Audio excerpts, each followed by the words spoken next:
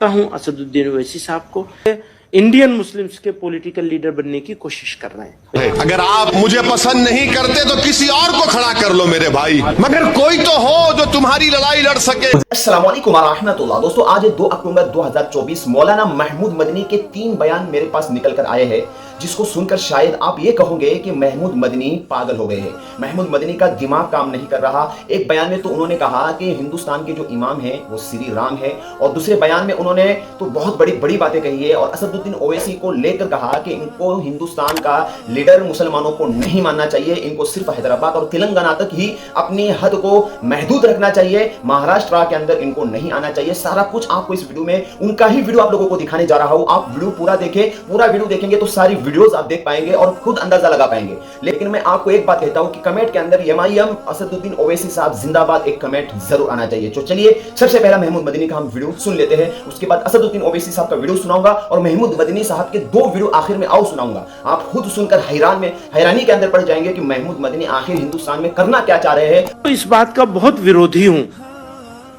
कि मुसलमान बहैसियत मुस्लिम के अपना कोई पॉलिटिकल लीडर बनाए, इसका विरोधी हूं और इसको मैं मुसलमानों की मुखालिफत समझता हूं। मैं उनको बहुत अच्छा आदमी मानता हूं असदुद्दीन ओवैसी साहब को, लेकिन यहां पर मैं उनसे बिल्कुल डिसएग्री करता हूं कि वो मुसलमानों के इंडियन मुस्लिम्स के पॉलिटिकल लीडर बनने की कोशिश कर रहे हैं। इसको हम कामयाब होने नहीं देंगे किसी को, बिल्कुल नहीं होने। आप हैदराबाद के पॉलिटिकल लीडर बन जाइए, वो ठीक है, मुझे वहां तक भी मंजूर है कि वो आंध्रा और तेलंगाना के बन जाए, इससे आगे नहीं जाना चाहिए, महाराष्ट्र में नहीं आना चाहिए। दोस्तों, आपने सुन लिया कि महमूद मदनी साहब साफ तौर पर कह रहे हैं कि हम असदुद्दीन ओवैसी साहब को लीडर हिंदुस्तान का नहीं बनने देंगे। आखिर भाई तुम होते कौन हो कि असदुद्दीन ओवैसी साहब को तुम हिंदुस्तान का लीडर नहीं बनने दोगे? मुसलमान जो है सारे के सारे असदुद्दीन ओवैसी साहब को चाहते हैं, क्योंकि वो मुसलमानों के मुद्दों को पार्लियामेंट के अंदर उठाते हैं। कोई एक मुस्लिम नेता बताओ जो असदुद्दीन ओवैसी साहब की तरह काम कर रहा हो।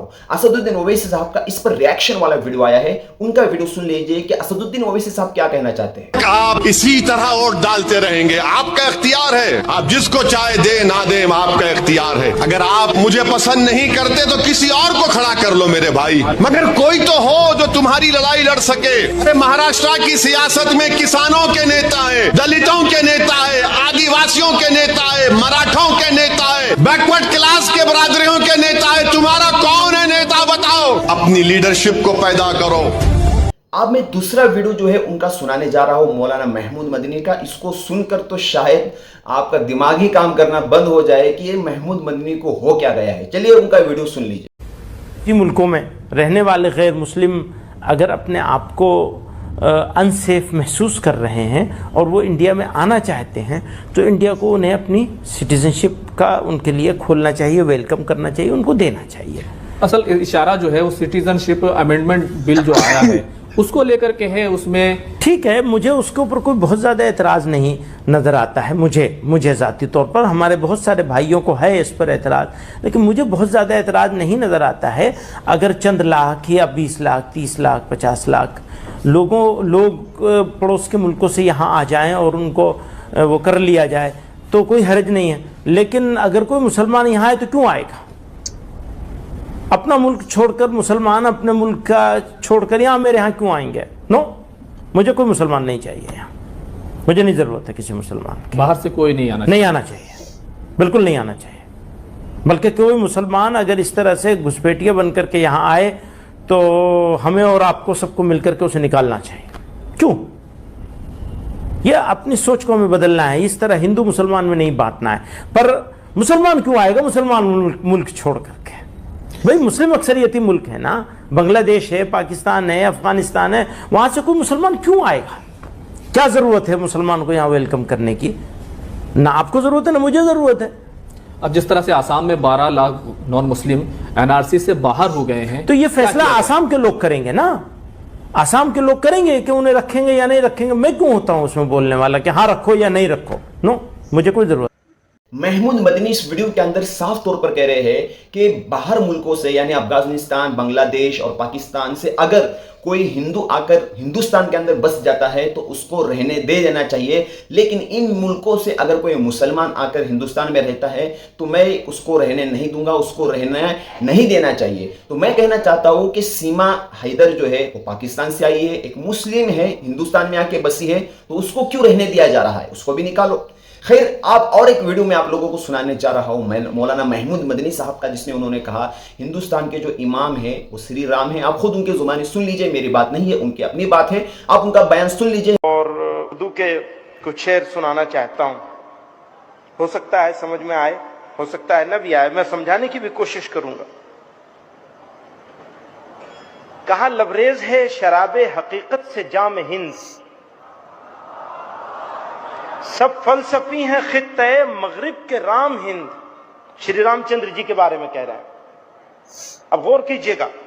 वो कह रहे हैं सब फलसफी हैं खित्ते मगरिब के राम हिंद, ये हिंदियों के फिक्र रस का है असर, रफ़अत में आसमां से भी ऊंचा है बाम हिंद। रफ़अत कहते हैं बुलंदियों को, ऊंचाइयों को। तो भारत का दरवाजा हिंद, भारत का दरवाजा आसमान से भी ऊंचा है। किस वजह से? इसी देश में हुए हजारों मलक सरिश्त, मशहूर जिनके दम से है दुनिया में नाम हिंद, है राम के वजूद पर, ये आखिरी शेर है राम के वजूद पर हिंदुस्तान को नास, अहले नजर समझते हैं उसको इमाम हिंद। दोस्तों देख लिया, सुन लिया, मौलाना महमूद मदनी साहब की सोच क्या है, कितना मुसलमानों के ताल्लुक से सोचते हैं, कितना नहीं सोचते, आप इनकी तीनों वीडियोस के जरिए से खुद अंदाजा लगा सकते हैं। दोस्तों इससे पहले मैंने आपको एक वकील साहब का वीडियो दिखाया था जिसमें वो साफ तौर पर कह रहे हैं कि मौलाना महमूद मदनी जो है RSS के दलाल है, उनके अपनी जुबानी है, मैं नहीं कह रहा हूं, वो वकील साहब का कहना था। आप इससे अंदाजा लगा सकते हैं मौलाना महमूद मदनी साहब जो है कहां जा रहे हैं, कितना मुसलमानों पे जुल्म हो रहा है। क्या मौलाना महमूद मदनी साहब आवाज उठा रहे हैं? मुसलमान जो है बेगुनाह बेकसूर होने के बावजूद सलाखों के पीछे है। मौलाना मुफ्ती कमर गनी उस्मानी है, मुफ्ती सलमान अजहरी साहब है, ये सारे के सारे जेलों में बंद है। क्या कभी मौलाना महमूद मदनी साहब ने इनके लिए आवाज उठाई? इनके लिए तो आवाज उठाने का हजरत को समय नहीं है। बाकी के बातें जो है बहुत अच्छे अंदाज में और शातिराना अंदाज में सोशल मीडिया पर बड़े बड़े प्लेटफॉर्म पर जाकर जो है वो कर रहे हैं। और आपको एक बात और हैरानी वाली बताऊं कि जैसा कि मैंने एक वीडियो में बताया था कि हलाल सर्टिफिकेट जो दिया गया है बाबा रामदेव को, उनके कुछ हलाल प्रोडक्ट को लेकर जो सऊदी अरबिया के अंदर बिकते हैं जाकर, तो इसको हलाल सर्टिफिकेट देने वाली जो तंजीम है वो जमीयत उलमा हिंद है। तो मुझे तो अब ये लग रहा है कहीं ऐसा ना हो कि जमीयत उलमा हिंद जो ये तंजीम है महमूद मदनी साहब की, ये कहीं खतरे में ना आ जाए और मुसलमानों का जो है भरोसा और एतमाद जो है इस तंजीम से हट जाए। दोस्तों अजीजों, आप जो है मुल्क हिंदुस्तान के हालात नाजुक है, हम यहाँ पर भाईचारा चाहते हैं, अमन और शांति चाहते हैं कि हम जिस मुल्क में रहते हैं यहाँ पर हमेशा अमन और सुकून कायम रहे, हमारे मुल्क हिंदुस्तान को काफी ज्यादा तरक्की मिले। यही हम चाहते हैं कि हमारे मुल्क हिंदुस्तान का नाम जो है पूरी दुनिया के अंदर रोशन हो जाए। आप लोगों की क्या राय है कमेंट के अंदर जरूर मुझे बताइए। मिलते फिर किसी नए वीडियो में। अस्सलाम वालेकुम व रहमतुल्लाह।